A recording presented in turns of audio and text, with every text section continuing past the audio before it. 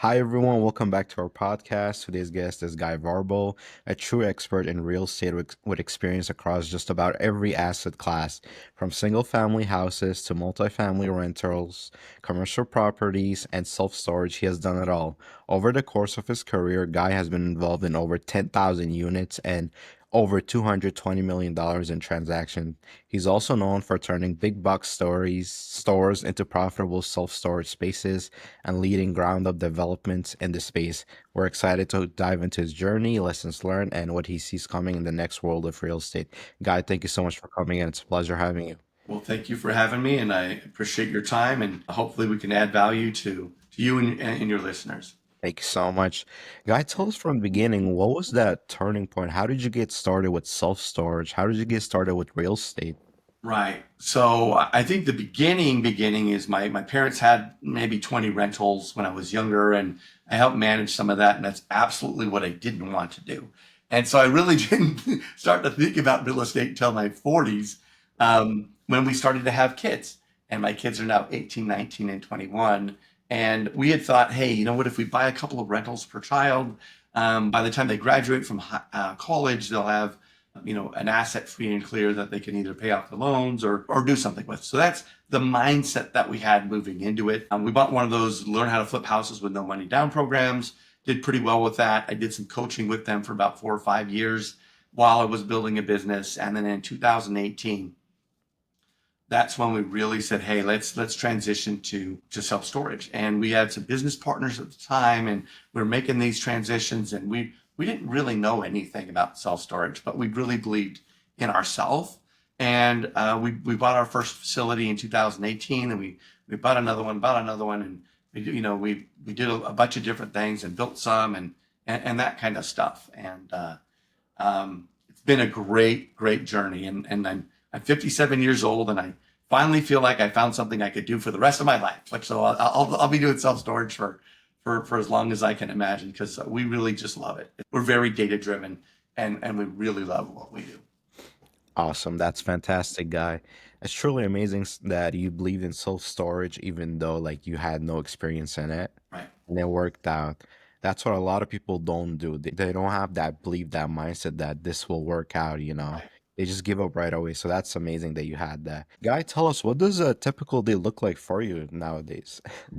Very busy every day. I've got a great executive assistant who doesn't give me any time off. He just keeps me busy, right? Really what we do is, so we start the day out, and we say, hey, what's a successful day look like? So we know, we look at all of the day. We got calendar events happening all day long.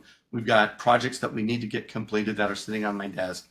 And so with the COO, with my executive assistant, myself, we plan out what's going to be a successful day, right? Because a successful day is important to having a successful week, which is important to having a successful month and then year. And we jokingly say, hey, at the end of the day, because at the end of the day, we have a recap. Was it a successful day or not? And if it was, we get a little happy face. And if it wasn't, we get a little poop emoji. And it goes on the calendar, right? It's like, hey, this wasn't a good day. We have fun with it, right? Like, it's important, I believe, as an entrepreneur, that A, that you love what you do, and B, that you have fun doing it. It's not always going to be fun, and it's hard, right? It's going to be hard. And if you're not comfortable with it being hard, I don't know what you're going to do in life, because there's nothing that's super easy, right? So the typical day involves meetings, some podcasts like this. We use what's called the EOS, so the Entrepreneur Operating System. It's based off a book called Traction that we use to manage our business on a quarterly basis. So we got meetings and on a weekly basis, meetings on a monthly basis, and those types of things.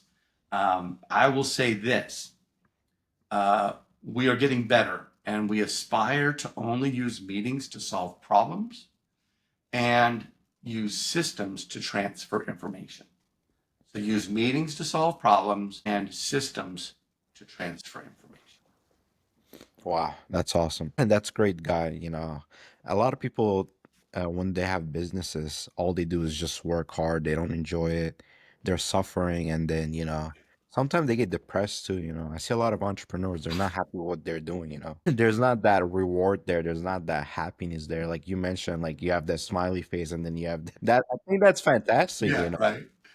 it gives you an idea of how the day went. If you had a bad day, all right, how can I make tomorrow better? Absolutely. And then, and it goes a long way. People think that it's sometimes it's silly, but I think it goes a long way. It helps you in the long way, definitely. Absolutely. Yeah, so Guy, you are in multiple industries. What major shifts are you seeing in real estate, self-storage, Right. lending? Right. Tell us all. So really, we're in self storage. Like that's the asset class that we're in. That's the asset that we buy. That's the asset that we build. It's the asset that we improve, fix up, and you do that through a number of different ways. I jokingly tell everybody it's a door. The door goes up and down. I don't know what else to say. It's a door, right? We jokingly say it's as basic as a door that goes up and down. The reality is it's a customer service management process. You need to be able to attract customers to your facilities, and you need to manage those relationships well and understand the needs of each of your customers along those lines. So that's an aspect. And then the other aspect of what we do is when we buy facilities, we utilize other people's money. So we used to do syndications, and now we've got an equity fund, and people can invest in the fund and choose which deal that they want to be in, and then be specifically in that deal and receive the benefits of that one project. And so that process, so those are what I call two separate industries. For sure, pre-election, the equity raise industry just stopped.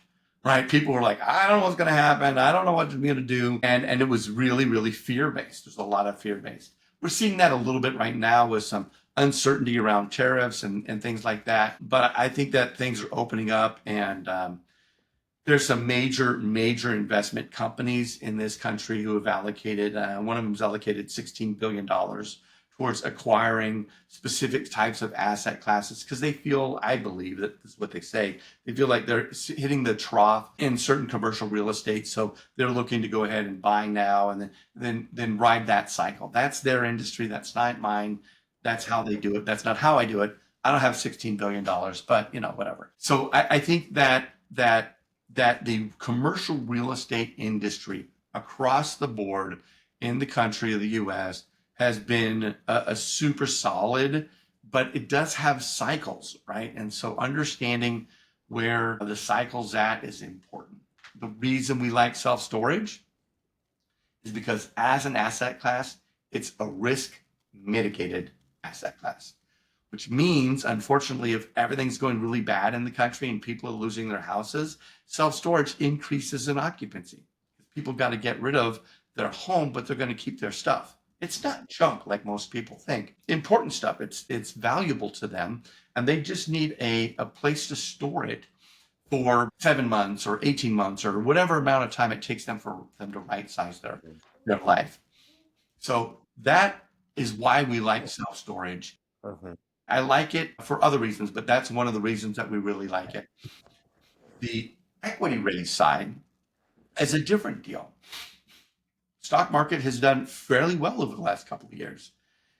And people are like, hey, I don't want to get into an alternative asset class because my stock market's doing really well. Those people don't remember what it was like to lose half of their portfolio in some significant downturns in the market in a year, 18 months. And so when we look at saying, hey, our goal is to double investors' money in 5 years, Mhm. and there's going to be some cyclicality with that. Maybe it'll take a little less than 5 years. It's never taken more than 5 years yet, right? I mean, there's going to be a process to that. It's less liquid than the stock market, but it's got a purpose. It's got a tangible asset that people can, if they want to, they can go drive to that location and say, hey, this is what I'm invested in.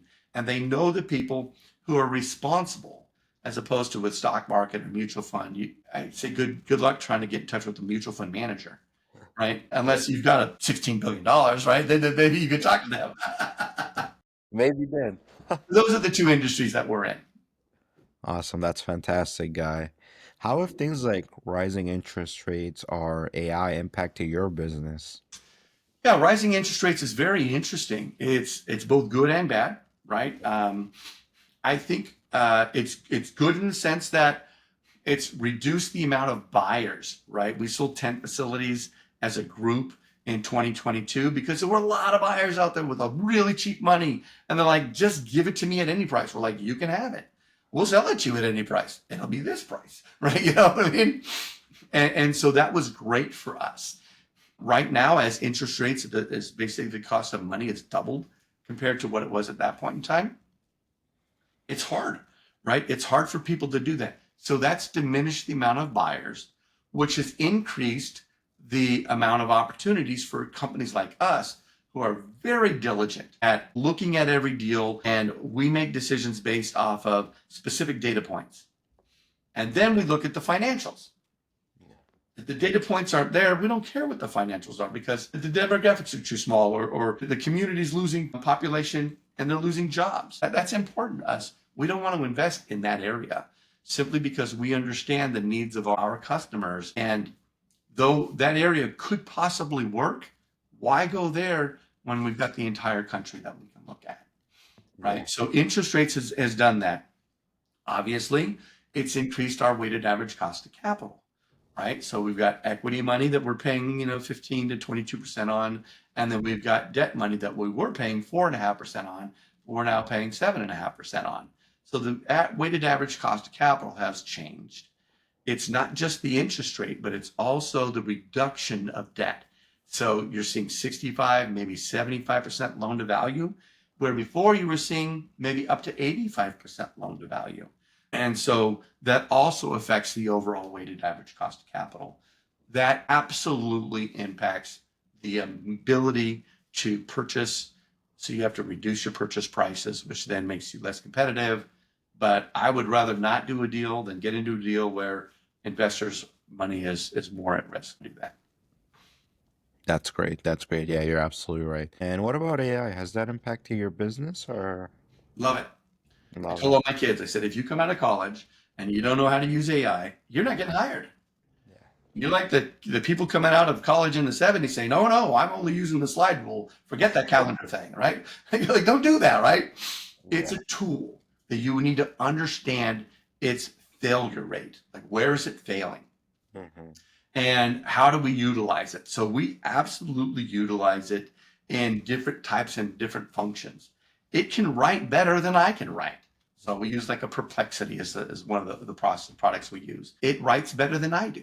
So let me give it the ideas and context and the previous things that I have done, and then have it get my voice and my tenor, but actually write it in a more cohesive manner. We utilize it for sure for understanding the data aspects, right? It's really easy to be useful in crunching data. And we use it for helping, deal with the need for consolidating and managing and all that kind of stuff of numbers and things like that. Where I see it being very, very important long run is how it affects our ability to create good copy that we use for marketing, that draws people's attention to our Reels and YouTube channel and X and LinkedIn and that type of stuff, and make sure that we're hitting the people at a correct point in time for them, so that they can see what it is we do and then understand whether or not that is valuable for them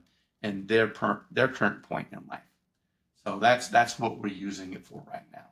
That's amazing, Guy. AI can definitely help you with that. I'll tell you that. No kidding, right? Yeah, no. What's working well for your team right now, and what's been frustrating for you? Yeah, working well is we've got a pretty solid underwriting process. Um, we underwrote over 1,000 deals in the last 11 months. So that's about 20 a week, right? Is about what it is. And that process is happening outside of me, right? Hmm. And when we say 1,000, I mean, there's a certain amount that you just look at the demographics and say that doesn't work for us. We're done. That was 3 minutes, 5 minutes. That was very, very simple stuff. But then there's others that you've got to really go down the road, and then maybe you go and you do a site visit, and then you find something while you're out there that you normally wouldn't have found. That's a totally different amount of time that gets spent. And so I think that's working really well. We've got a solid bead on what's happening in the self-storage industry from our own data. We have our finger on the pulse. We know how many deals are coming on the market today compared to 6 months ago. We use that to understand maybe how many of those are moving faster, that kind of stuff. So that's working really well. The meeting rhythm, the meeting cadence that we have inside the team, that's working well also. That's good. Raising money, that's a challenge. And part of it is that people are uncertain, right? And we have a saying inside the company, which is a confused mind says no. Like if they're confused, then the answer is no, right? I mean, why would they go work with us if they don't know us? Why would they work with us if they don't trust us? Right? I mean, our job is to de-risk a deal. And if we're the risk, we have to overcome that aspect, right? And so we want to make sure that we're addressing people where they're at. We want to make sure that we're presenting to them the opportunities with the appropriate level of understanding of what it is that we do. I would say the one thing that a lot of people think about or talk about, don't really understand, is how to conceptualize a risk-adjusted return, right? If I said, hey, give me $100,000 today, I'll give you $200,000 next week, you'd be like, no. I don't know you. I don't trust you. Sounds like a scam. I'm out, right? Like that's too risky, right? If I said, give me 100,000 today and I'll give you $200,000 in 100 years, you'd say, no, that's stupid. I can get a better return than that, right? And so there's a balance, right, where we, through our knowledge and experience and professionalism, de-risk a deal, and there's risk all along every deal. And so we know what all the risks are, and we try and mitigate each of those risks in their own time. And so I think what we're really working on right now is helping continue to put the word out there, helping people understand the value of not only what we do and who we are, but the self-storage industry in general. Because whether you do something with us or another, top operator in the country, I mean, it's a great asset class. I mean, it just really is. And like I said, it's a door, right? It goes up and down. It's not sexy. We're not, I jokingly say we're changing the world one empty box of air at a time. Like, no, we're not. We're changing the world because we're philanthropic ourselves personally, right? But the reality is we rent boxes of air to people and give them security and safety and location. And it's a very basic business. It's not a lot of moving parts, and it's super simple, super straightforward, not a lot of high tech. We're not dealing with, heart transplants and things like that and that kind of stuff. So we just want to give a good, solid return on a regular basis to investors over time. And that's what we're trying to give it. We're trying to get that word out. That's what we're not That doing as good a job on, I think. that's amazing, guy. That's amazing. Which results are you most focused on improving right now? Um, wow. So it's interesting because we'll talk about it on a facility level. Like on a facility level, we look at data all the time, like either daily or weekly. Well, obviously monthly, quarterly, and all that stuff, but daily or weekly. We're understanding what the occupancy rates are, what our move-in, move-outs are, like what kind of, like how much bad debt we might be carrying, if there's any bad debt at all. What do we need to do to get collected, right? And we're trying to maximize profitability across every specific facility. Not all the facilities in general. This one here, that one there, that one there. We're very, very focused, micromanaging. We don't micromanage, but we're very focused on making sure that we're firing on all cylinders, so to speak, and that we're hitting every aspect. So that includes Google AdWords, that includes responding to customer reviews and those types of things. And that's like the very basics of this business. If you're not answering the phone, you lose the business. You need to answer the phone. So if we're dropping calls for some reason, we need to understand that. So that's on a very operational facility level. I don't handle that. We don't handle that. Like you don't want me on the phone. Right? That's not my job, right? I'll do it if I have to, but that's not what you want. So it's driving all of those things and making sure that the team has the freedom to be successful in every single area there. So that's the one thing that there. The next thing is continuing our ad spend with the Meta and LinkedIn and the Meta platform and those types of things for raising funds and making sure we're tapping into. We use Go High Level as our CRM, and that process has been interesting, right? I'm not like, that's not my tech sort of background and basis. And so it's been great for me to grow in that. But we've got other people on the team who are way better at that than me. And so it's been a great learning curve for me. And I love that we're growing that way and embracing that way and those types of things. So those are the things that we're working on. Wow, that's amazing, guy. That's awesome. Having a team that is better than you sometimes is so great that, you don't have to worry about, the new tech or how am I going to handle this AI thing, but Right. we just focus on business. So that's great. And a lot of successful entrepreneurs, they hire people who are better than them at something that they don't know. This way, Mhm. that gives them that advantage, so they don't have to go learn step by step. They could just learn from an expert, and Right. then they get ahead in their business. So that's great. Where do you want to be 6 to 12 months from now, Guy? Yeah, so I think with some of the changes in the that the administration is putting out right now, I think if we get back into doing what's called a 100% depreciation or bonus depreciation, that will be very powerful for investors who will then want to invest in our types of deals. And we turn around and go out and probably 50% of of a building, like if we go do a building project for it's called 12 million, probably 5.5, 6 million of that is labor, right? So we get right bonus depreciation happens, investors get that benefit, we get the cash, we go put labor on the streets. People, we love this part, right? Contractors going to buy trucks and put food on the table and go on vacations and buy houses and do all that. We love being part of that engine of the economy. It's really really exciting for us. That's So I would like to be, continue to improve the equity raise process. We've got a really solid pipeline lead process and just start chipping away and continuing that deal. I would say if we are a year from now, right, call it 18 months, call the end of next year, we want to be into a lot of multiple projects that we're building and growing that because the real goal eventually is that we'll take some of our own facilities that we own and then donate them to support battered women shelters, so the domestic violence, the homeless, and the rehab type. that's amazing. Yeah, yeah.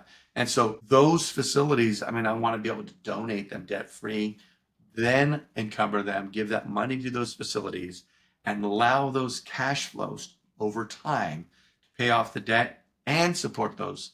Because that stuff, it will outlast us. It'll outlast our children. That's where we want to go. That's our goal, right? And so that's who we are. That's what we want to do, and we're inviting investors to get great returns and really, recession resistant asset class while knowing that they're working with some people who are more than just about profitability. Profitability is critical. Don't get me wrong. At the end of the day, I'm not taking it with me when I die. And you can give too much to your kids. So, like, Yeah, what kind of impact are you going to make today with the communities where you work and live? And then after you pass away, like, what type of help are you going to generate to this that's awesome. That's amazing, Guy. I truly respect that what you're doing. That's amazing. If you could solve one major challenge today, what would it be, Guy? Well, yeah, that's a hard one, right? I mean, that's global peace, right? I mean, I don't know, right? I mean, I have a post-it here. It's to be kind to each other, right? That's If amazing. people would just be kind to each other, Mhm. right? I mean, in the anger, in the violence, in the frustration, in the hurt feelings, like, how can you still be kind to each other? Yeah, Like, I think that would be something, if I were president, so I mean, if I could impact the world, I think that being kind to each other would be it. I think you should run for president next Oh term. no, no way, no way. The world would be a better place, I'll tell you that. Well, yeah, I don't know. Outside of the political side, and whether you're whichever side you go to, Hmm. that role, that's a brutal job. It's a brutal job. You look at the before and after pictures of every president throughout time, and it's like, man, those guys are dead, right? I mean, it's brutal. So No, I don't know. It's tough. yeah. Guy, thank you so much. It's been a pleasure having you. Thank you for your time, for your advice. Tell our audience, where can we find you online? Yeah, I think the best place to get to know who we are and what we're doing is momentumwealth.fund. So www.momentumwealth.fund. And that's where you can see the projects we're working on, get to know more about us. And that's what we're branding under. And you can see a lot of our YouTube videos and Facebook Reels and Instagram Reels and that kind of stuff. Thank you so much, guys. It's been a pleasure having you. Take care. Right, YouTube. Bye bye.